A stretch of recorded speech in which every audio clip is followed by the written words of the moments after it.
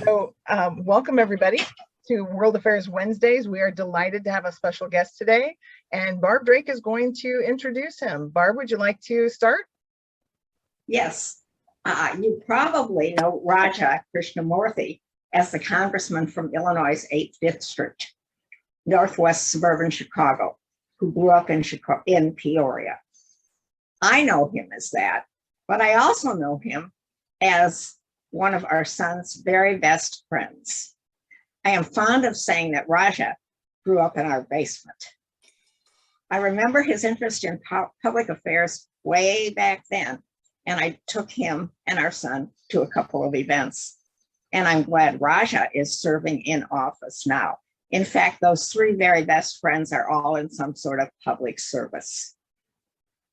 Most appropriately right now, Raja serves on the House Permanent Select Committee on Intelligence. I heard him on WCBU just a few days ago, speaking of the intelligence failures that preceded our departure efforts in Afghanistan, and I thought he made a lot of sense. He also serves on committees dealing with the coronavirus and immigration, and chairs the Oversight Subcommittee on Economic and Consumer Policy. He is the House's Assistant Whip. I figure he'd be contemplating a run for president if his family had moved to the US just a little earlier. He was born in India and left when he was 3 months old. Now I can turn this over to Raja and then tell my story later.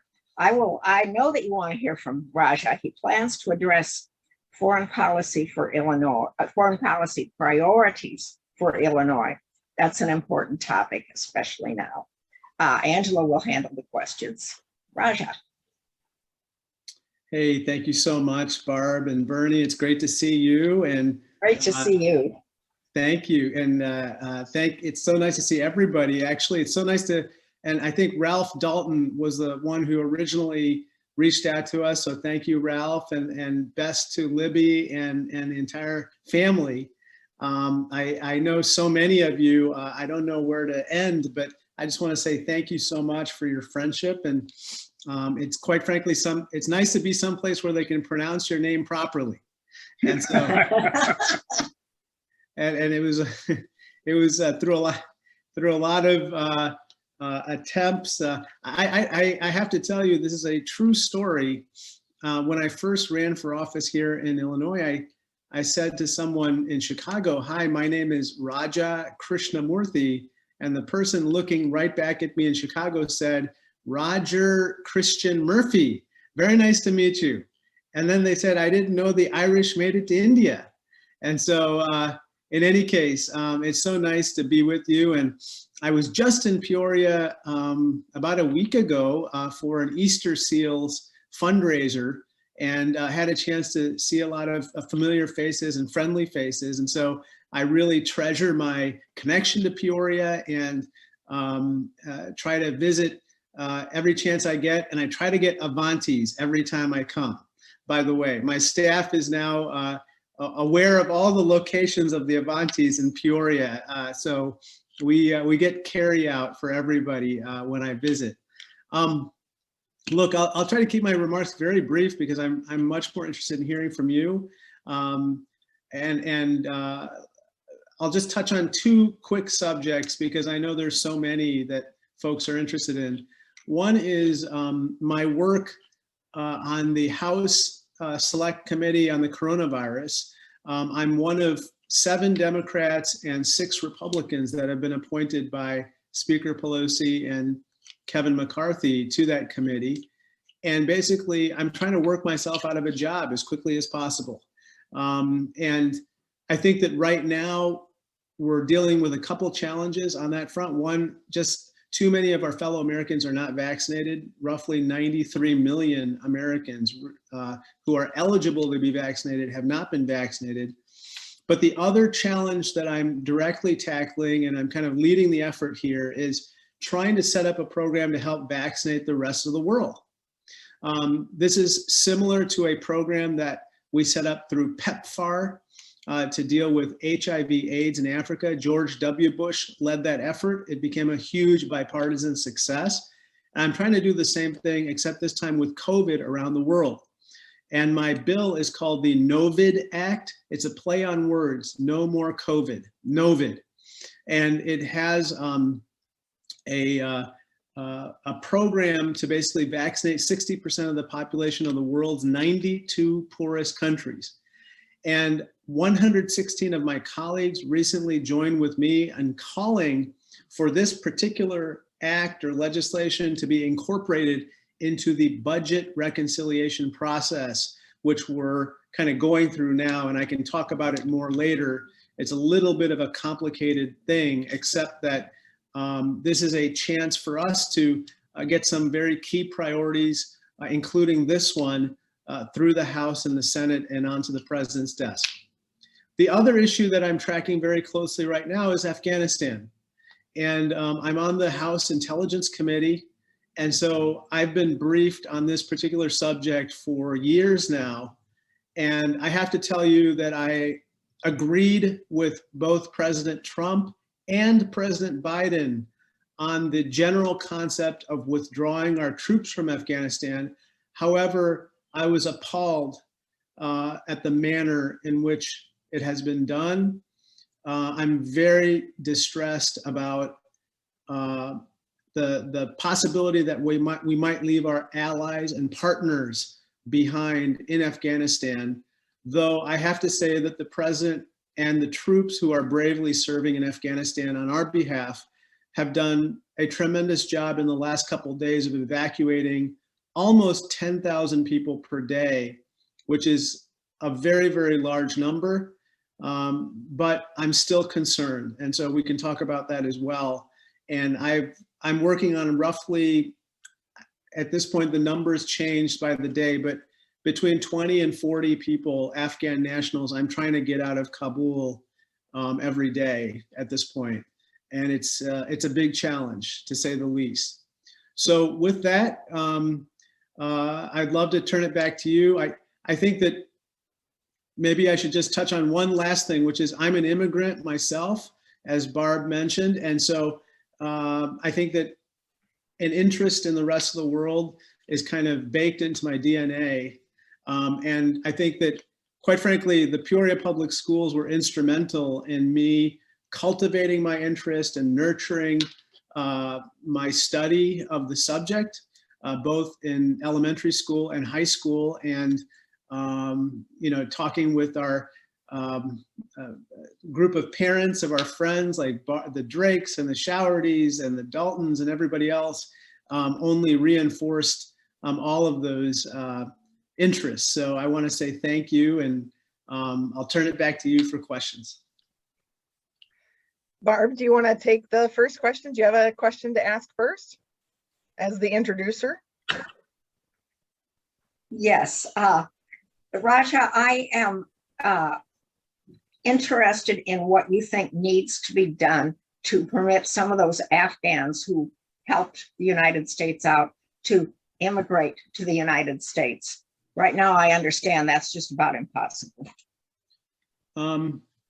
So here's the challenge, Barb, which is that, let me start, let me work backwards. A long time ago, so 10 or 11 years ago, we actually, in Congress, authorized a law called the Special Immigrant Visa Program, which is specially set up to basically fast track or admit translators, interpreters, others who worked directly for our military or who were employed by our forces in Afghanistan for at least 1 year. There was a minimum 1 year of service requirement. And what's been very disturbing to me is that we've known for at least 1 year, ever since President Trump negotiated this deal with the Taliban, that we were leaving Afghanistan, that we need to hustle and process all of those applicants for this special visa, this Special Immigrant Visa SIV program. There are roughly 20,000 people who've applied, and they are also allowed to bring their immediate family dependents. And so we're talking about 2 to 3 people per applicant. So roughly 50 to 100,000 people we have said are eligible to come here. The problem is right now, unfortunately, we didn't hustle in processing those visas. And now a lot of them are just stuck in the country, either in Kabul, and they're deathly afraid of making their way to the airport, especially through Taliban checkpoints, or they're just in other cities.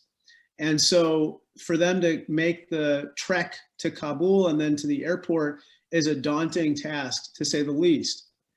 This is what I think we should do. And obviously I don't speak for the Biden administration, which is right now the process for applying is very involved. It's like a 14-step process. And I joked the other day that, you know, even Alcoholics Anonymous is only a 12-step process. So why this should be a 14-step process is beyond me. But even so, we should evacuate as many people who are in the middle of processing out of Afghanistan and process them in other countries, any of the 20 countries who've agreed to host these people for a temporary basis, and then move them on to the United States after that. But we can't leave them behind. We have to get them out because they're in harm's way. The big challenge that we're facing right now, Barb, is that we've learned that ISIS, Khorasan, has now decided that they are going to try to attack us in Afghanistan, even as we're trying to pull out.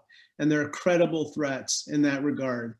I can't get into all the details because these were classified briefings in the last 2 days, but we're kind of in this delicate situation where we have to evacuate everybody, but we have to do it safely, and we have to figure out a way to ferry people to the airport or from other locations to the airport and get them out.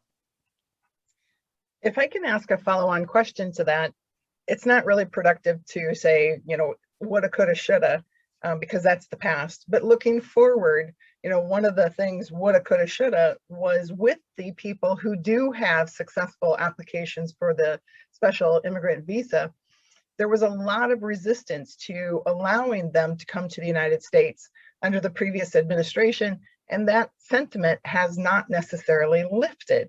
So even if we are able to get them to partner countries to finish their visa process and vet them, is there any greater will going forward for welcoming these friends and allies of the US effort in Afghanistan to the United States? I think a lot of my colleagues on the other side have that approach, Angela. You know, Darren LaHood is with me on the Intelligence Committee, and I know that he feels, as I do, that we should welcome these folks back home. A lot of my colleagues, by the way, served in Afghanistan or Iraq, so they have firsthand experiences with these people and have a special stake in bringing them here. That being said, we all see what Tucker Carlson's saying on TV, and I think it's kind of the worst instinct that he's kind of exhibiting in kind of otherizing these people. I personally think they'll be some of the finest Americans you'll ever meet if we can just get them here. And is there a practical process for encouraging that to happen, other than, you know, somebody wishing Tucker Carlson got hit by a bus? Well, I think you know, at this point, I've learned with people like Marjorie Taylor Greene. So I have a, you know, we have a 16, 12, and a 5-year-old at home. So I joke, we have a teenager and a toddler. I'm ready for anything in Congress. And so I've learned that with people like Marjorie Taylor Greene and Tucker Carlson, you have to tune them out and try to do the right thing, especially with people of goodwill who exist on the other side. And there are a bunch. And I think obviously the Biden administration is very interested in resettling them. So I do think that particular issue should hopefully not be a barrier to them coming here. But I am worried long term, and we've seen the trends with regard to refugees and welcoming asylum seekers and so forth. It's distressing. Yeah. Well, we'll all pay attention to that. I'm going to take just a quick minute to remind everybody we've got our own program on September 16th with Ambassador Robert Ford and Ambassador Ronald Newman, who are going to be reflecting on intervention in Afghanistan and Iraq. So hopefully you all can join us, and I'll extend a personal welcome to you as well, Congressman Krishnamoorthi, if you're available to come on September 16th. So there are a few questions in the chat here. Connie wants to go back to talk about the COVID vaccination. So it says, will the Expedia thing of one vaccine shot for the world when anything is changed through the website actually help? Not sure what she means. Are we getting enough vaccinations out to all parts of the world, not just to the developed world? The short answer is no. Just to give you an example, you know, the continent of Africa has 1.2 billion people. And I have to check the latest statistics, but I could have sworn that no more than 10 to 15 million doses of vaccine have been administered. And so there's a dire need for vaccines abroad. And it's really ironic because, quite frankly, in the United States, we have a glut of vaccine, especially given the resistance to getting vaccinated in certain parts of the country. And so I believe we have to rush this abroad. If we don't do it, you know, basically variants will develop abroad that will defeat our vaccines here at home. And we can't afford that. Not to mention that it's just the right thing to do to get these people vaccinated. Do you have any good numbers on the numbers of vaccines that the United States is sending abroad? So the Biden administration pledged 500 million doses to be sent abroad over this year and next year. And I believe they were talking about 200 to 300 million of those being allocated for this year. And of that 200 to 300 million, they've sent somewhere between 50 and 100 million doses to other countries. I applaud them for sharing those doses or allocating those doses, but it's just not enough, Angela. We estimate, and working with our experts and scientists, that we're going to need 8 billion doses to help vaccinate the bulk of those countries that just aren't going to be able to get it done themselves. Mm-hmm. And so instead of talking about millions, we should be talking about billions. And just to give you an example, for India, the Biden administration allocated 7.5 million doses, which is, you know, people did not receive that well. Let me put it that way. It doesn't even cover Mumbai, right? So with one shot. So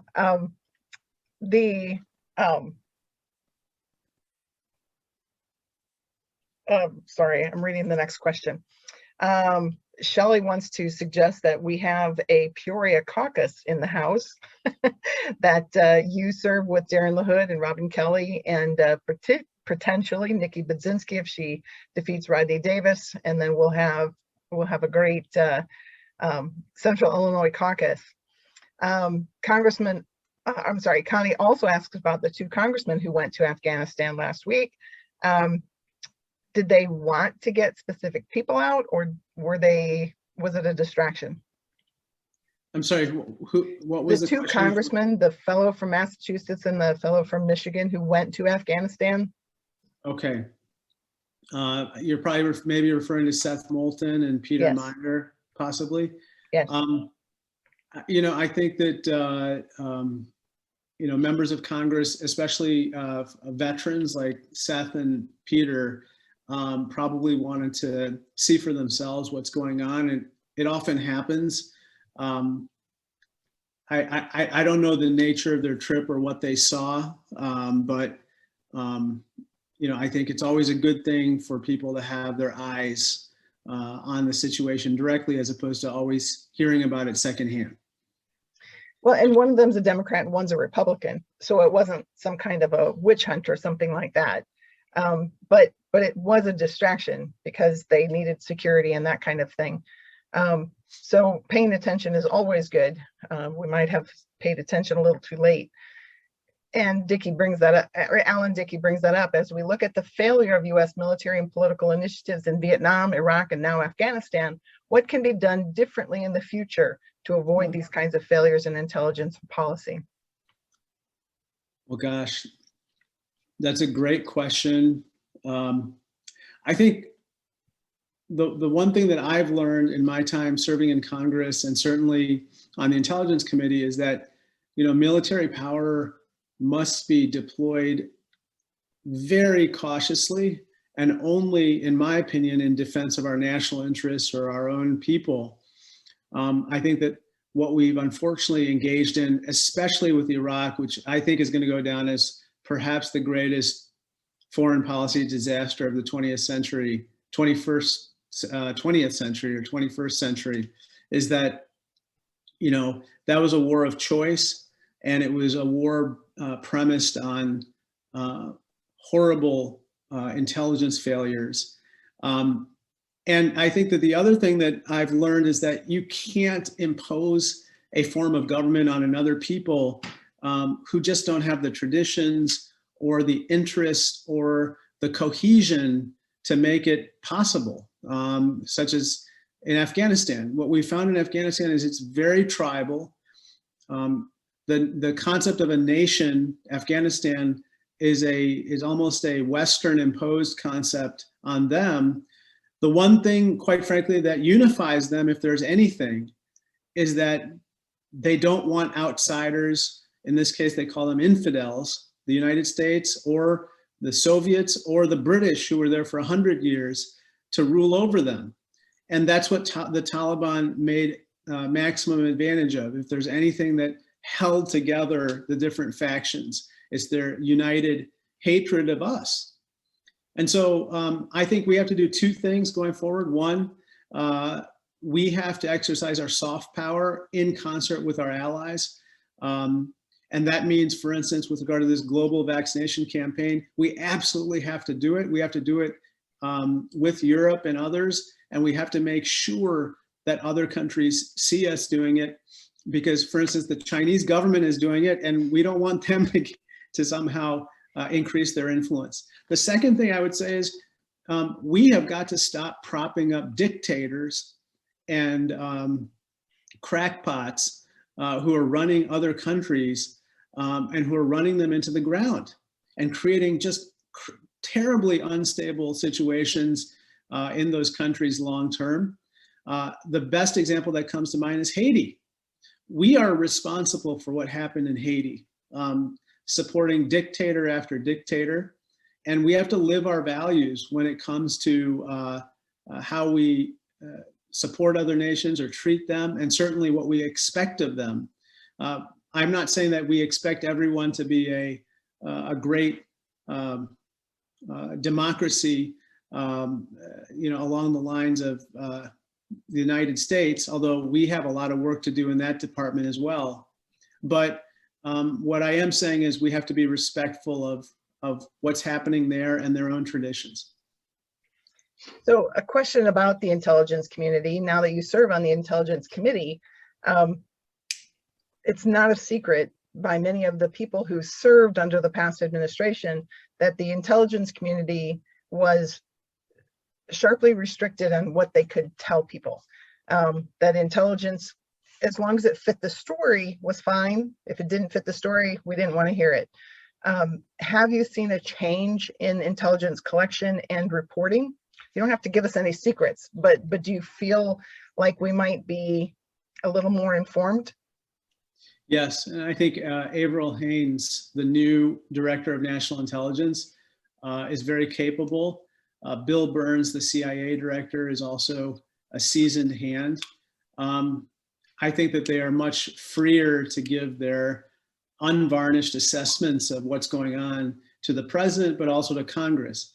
But after what I saw in Afghanistan, I have questions about how did we get it so wrong in terms of the rapidity of the collapse of the government, and what exactly happened there. And I think we do have to peel that onion and figure out the answers to those questions.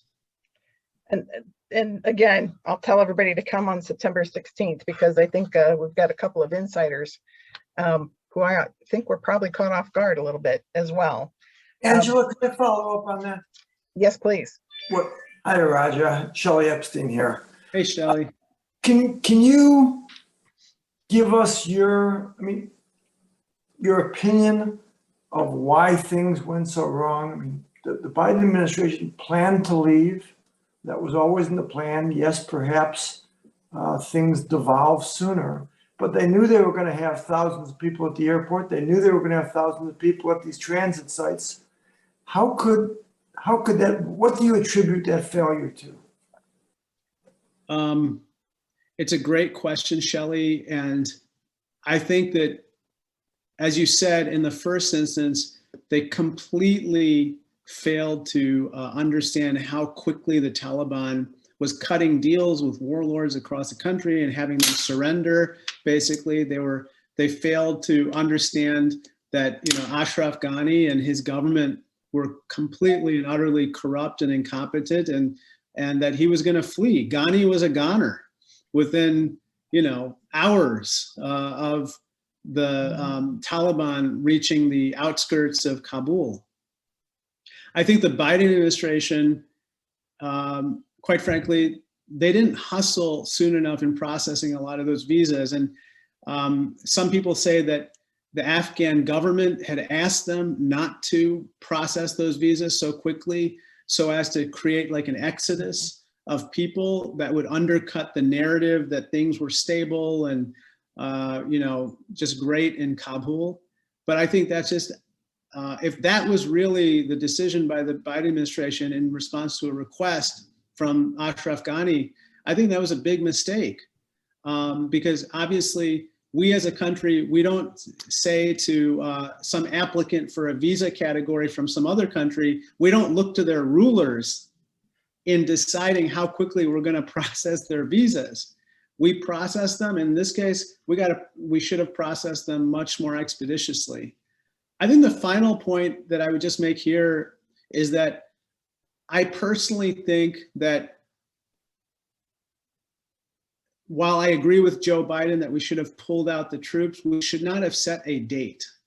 I'm very uncomfortable with the notion of, it was a big mistake to set September 11th as the date in the first instance, and then setting any other date just, it sends the wrong signals, because it basically gets the Taliban to stall at the negotiating table.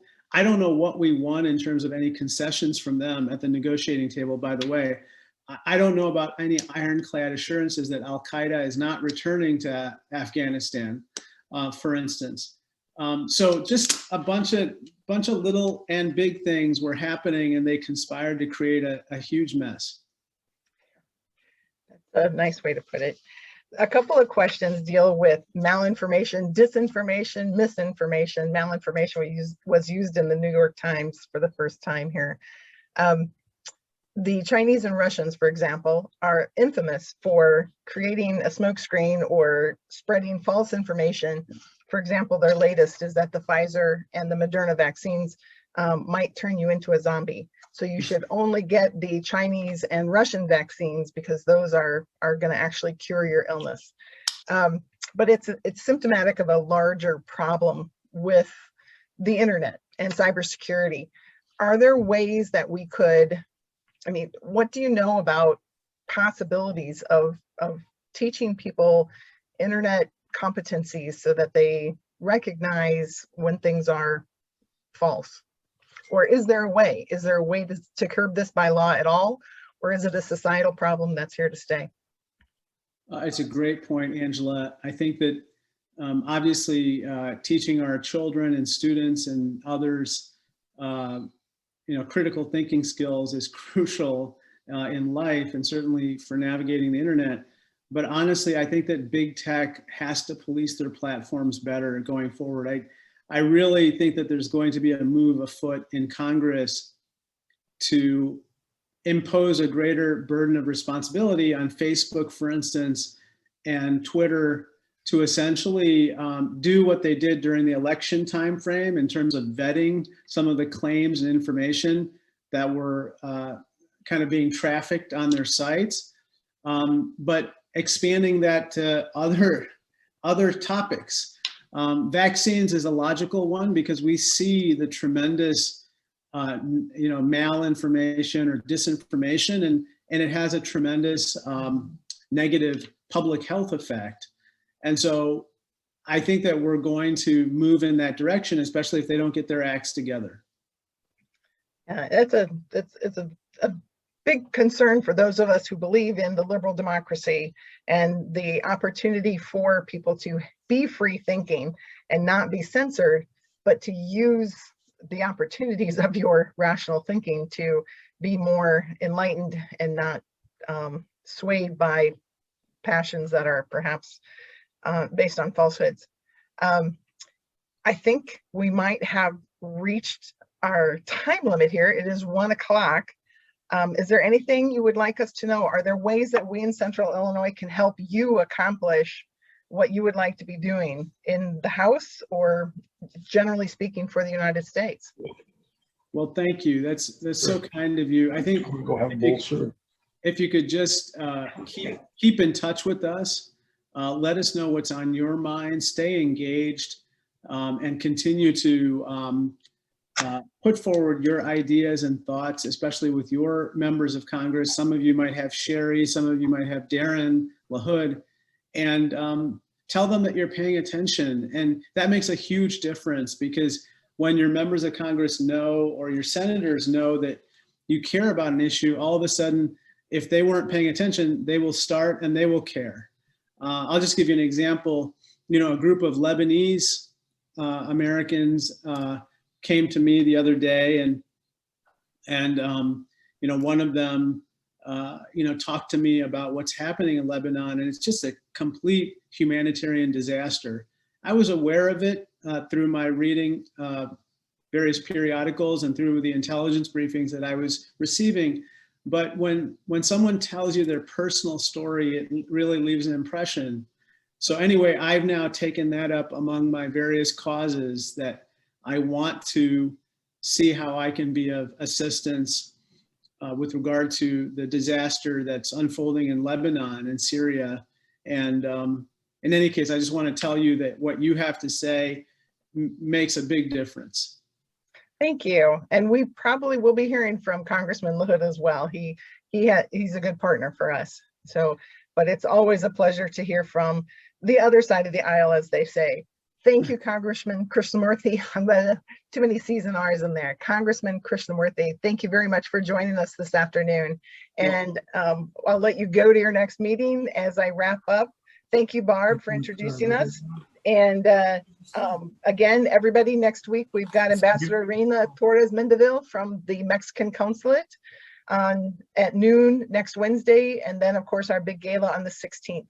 So join us and have a wonderful afternoon, everyone. Thank you again. Before everybody goes, I want to say goodbye to Raja. And then Angela, did you want to ask if people want to stick around for my quick story?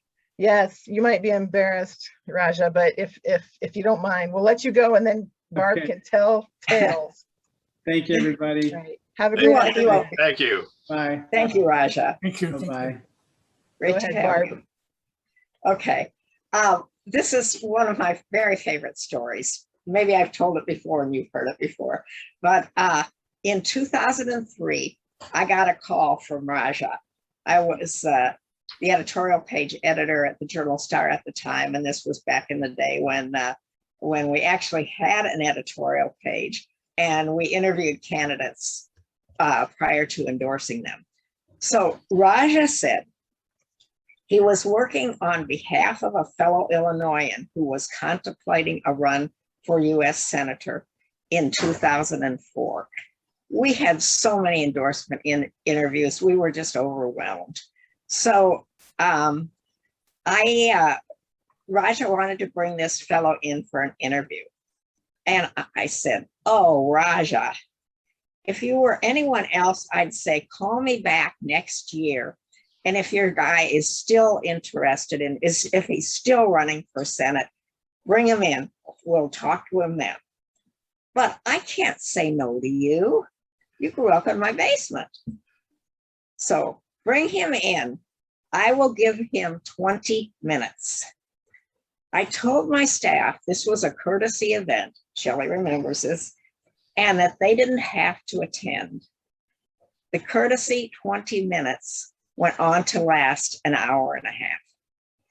And my staff wandered in and sat down and talked to this would-be candidate. Anybody want to guess who the candidate was? Yes, Angela. Oh, Barack Obama. Yeah, that's Yes, who it I was was. thinking. Yeah. Yes, it was.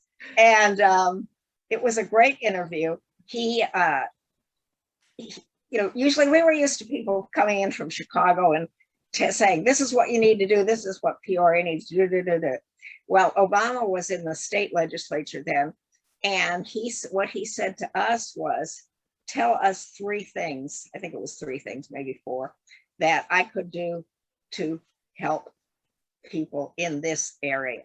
He didn't come in as a know-it-all. He came in as somebody who was interested in getting information and judgment from us. And so anyhow, I really appreciated Raja calling and bringing him in. And my only regret is that I didn't think to get a picture. So That's let what I me was give- going to say. I ran into him at a television station. Probably after he talked to you, we went to the television station. Yes. And I yes. sat and chatted with him until it was his turn to go on. And then later, of course, I'm like, God, why didn't I get a picture with him? Yes. So Angela, I've got an epilogue to that story. All right. Okay, and Barb, I'm sure will remember this. But the primary came up a year later and he came in and interviewed with us. And then we had to make an endorsement for the primary. And there were 5 or 6 very substantial Democrats, including Tom Hines and Gary Chico, who was head of the Chicago Public Schools. But I will tell you that we were smitten by this fellow with the funny name and the big ears. And we had decided that's who we wanted to endorse. But like with all endorsements, we had to, went and had a meeting with the publisher because it's his newspaper. He just lets us play in there. And so Barb laid out the case for endorsing this guy from Chicago who, hardly anybody knew. And so on the Republican side, there was a guy by the name of Jack Ryan, who was a very attractive candidate who was, going to be our next senator. So Barb lays out the case for the primary for Barack Obama. And the publisher sits back and puts his hands behind his head and says, well, I'll give you this one because he'll be easier to beat in the fall. And I think you know what happened after that. Jack Ryan's wife. He hasn't lost an election since. Barb, is that your recollection? Yes, yes, yes. And I also recall the publisher not being enthused about endorsing Obama in the general election and not being impressed. And I think this was actually the young publisher. And then he came in to sit down for the interview and was blown away, changed his mind. And of course, we endorsed Obama.